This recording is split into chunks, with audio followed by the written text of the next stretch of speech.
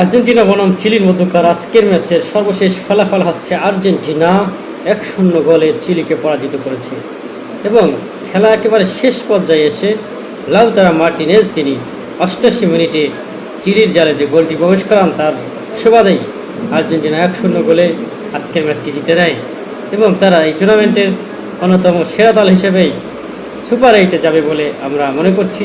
এখন পর্যন্ত তারা যে দুর্দান্ত ফুটবল খেলছে, আর এই খেলা আজকের মতো এতটুকুই ছিল। মেসি দুর্দান্ত খেলেছেন, তাকে চিলি অর্থাৎ প্রতিপক্ষ চিলির খেলোয়াড়রা বারবার আটকানোর চেষ্টা করেছে, বিভিন্নভাবে হলুদ কার্ডও পেয়েছে তারা। তো সেই জায়গা থেকে মেসি দুর্দান্ত আজকে খেলা উপহার দিয়েছেন আর্জেন্টিনাকে। তিনি গোল করতে পারেননি, কিন্তু বরাবরের মতো তিনি গোল করতে সহযোগিতা করেছেন।